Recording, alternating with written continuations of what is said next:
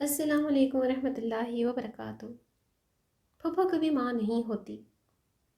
जब उसका भाई उसे कत्ल करने के लिए उसके हाथ और पांव बांध रहा था तो कुछ वो अपनी कमज़ोर सिन्फ की वजह से मज़ाहमत नहीं कर पाई थी और कुछ उसके अंदर की ममता ने उसे मज़ाहमत नहीं करने दी थी। उसका भाई सिर्फ 6 साल का था जब उसकी माँ फौत हो गई थी।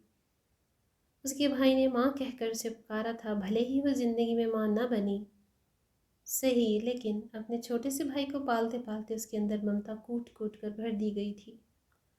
आज उसी भाई ने कत्ल करने की खातिर अपनी बहन के हाथ और पांव बांध दिए थे। बालों से पकड़कर उसके मुंह पर थप्पड़ बरसा रहा था और कह रहा था कि तूने हमारी गैरत का जनाजा निकाल दिया है, आज तुझे मारकर मैं अपनी गैरतमंद होने का सबूत दे दूंगा। जबकि वो अपने भाई के किसी भी सवाल का जवाब देने की बजाय उसे फ़कत समझा रही थी कि भाई याद रखना, फूफा कभी माँ नहीं होती। ये कहानी है अनुश ज़मान की, जिसका ताल्लुक़ तांदलियाँ वाला से था। उसके वालिद ज़ात के कसाब थे, अपनी जवानी में सऊदी अरब चले गए थे। वहाँ उन्होंने अपना ही पेशा अपनाया था और फिर जल्द ही अपने पेशे को अपना कारोबार बना लिया। अल्लाह ताला को उनकी कोई अदा पसंद आ गई, उनका कारोबार चमक उठा। उन्होंने सऊदीया में लाखों नहीं करोड़ों रुपए कमा लिए, लेकिन तकदीर को कुछ और ही मंजूर था। उनको अपनी औलाद को जवानी में देखना नसीब ना हुआ और ना ही उनकी औलाद के नसीब में वालिद की खिदमत करके रब को राज़ी करने का मौका आया। वो सऊदी अरब में ही किसी हादसे में फौत हुए और उनकी डेड बॉडी पाकिस्तान आ गई। उनकी मौत से फारिग होने के बाद उनका सबसे बड़ा बेटा, जो हाल ही में 18-19 साल का हुआ था, उसने जालसाजी करके अपनी उम्र बढ़ा कर सऊदी अरब का वीज़ा हासिल कर लिया और वहाँ जाकर वालिद का कारोबार संभाल लिया। वालिद की मौत से 1.5 माह कबल वालदा भी फौत हो चुकी थी। घर में अब मंजिला भाई, एक बहन और एक मासूम 6 साल का भाई रह गया था। गो कि मंजिला भाई इतना समझदार नहीं था, मगर बहन ने माँ की मुकम्मल जगह संभाल ली थी। घर में माल और दौलत की कोई कमी नहीं थी, इसलिए माली मुश्किलात का सामना बिल्कुल भी नहीं करना पड़ा था। अपने छोटे भाई की परवरिश वो एक माँ की तरह, बल्कि माँ से भी बढ़कर कर रही थी। उसके साथ साथ गांव के घर के कामों में और बाहर लोगों के साथ ताल्लुक़ रखने में अपने मंझले भाई की रहनुमाई भी करती थी। मुख्तसर ये कि उसने अपने घर को घर की खातून नहीं, घर का मर्द बनकर संभाल लिया था। उसकी फूफो अरसे दराज से उसको कह रही थी कि घर का जेवर मेरे पास रखवा दो, कीमती चीज़ है, तुमसे नहीं संभाली जाएंगी। वो मुस्कुरा कर फूफो की बात टाल देती थी और कहती थी, मेरे लिए सबसे कीमती मेरे भाई हैं और इन सब में से कीमती मेरा ये छोटा भाई है। अगर मैं इनको संभाल सकती हूँ तो जेवर को भी संभाल ही लूँगी। उसके दिल में कुछ अनजाना सा वसवसा था। उसको लगता था कि उसकी फूफो उसका जेवर हड़प करना चाहती है, जो कि बहुत हद तक हकीकत भी थी। लिहाजा उसने फूफो को जेवर नहीं दिया। फूफो मौके की ताक में थी कि किसी न किसी तरह वो जेवर हथियाना है और फिर उसे वो मौका मिल ही गया। फूफो ने अपनी बेटी की शादी पर पहनाने के लिए आर्जी तौर पर जेवर मांगा। अनुशा ने इनकार किया तो फूफो ने उसकी मंझले और बड़े भाई को कहलवा कर जेवर ले लिया। जेवर लिए हुए फूफो को 3 साल गुजर गए। पलट कर उसने जेवर वापस न किया। अनुषा का खदशा हकीकत में बदलने लगा तो उसने फूफो से जेवर वापस मांगा और बताया कि वह अपने भाई की मंगनी करना चाहती है, वहाँ जेवर की ज़रूरत होगी। उसकी फूफो टाल मटोल से काम लेने लगी।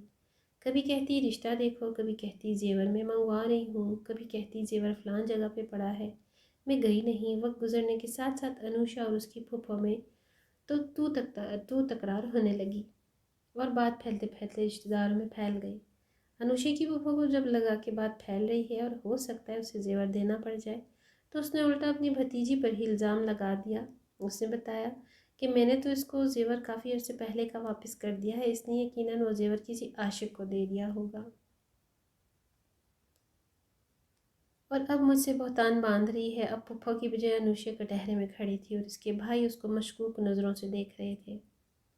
अनुषा बहुत अरसे तक भाइयों को समझाती रही और उसकी फूफो मामले को तूल देती रही, यहाँ तक कि आज तैश में आकर उसके भाइयों ने उससे कत्ल करने का मंसूबा बना लिया और फैसला कर लिया। उसके मंझले भाई ने उसके हाथ और पांव बांध कर उसे कमरे में डाल दिया। उसका छोटा भाई जिसे उसने माँ बनकर पाला था, जो अपने बचपने की हदूद क्रॉस कर चुका था। वो अपनी बहन को कत्ल करके गैरत का मुजाहरा करना चाहता था और कत्ल करने से पहले अपनी बहन को अजियत देने के लिए उसके मुंह पर थप्पड़ और जूते मार रहा था। जब वो थक गया तो बड़े भाई ने उसकी जगह संभाल ली।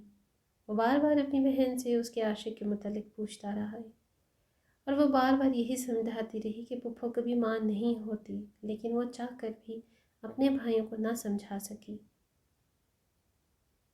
यहाँ तक कि उसके पेट में जब खंजर का पहला वार किया गया तो उसने अपने भाइयों को ये बताया कि तुम्हारा जेवर फूफो के पास ही है। दूसरे खंजर के वार से पहले उसने भाइयों को बताया कि फ़लाँ फ़लाँ शख्स ने तुम्हारे पैसे देने हैं, और फिर उनको सब कुछ समझाया कि क्या चीज़ घर में कहाँ पड़ी है, किसके साथ कितना लेन देन है, वो किस कापी पर लिखा है। उनको उस कापी के मुतालिक बताया, मगर तब भाई अपनी गैरत का मुजाहिरा कर रहे थे।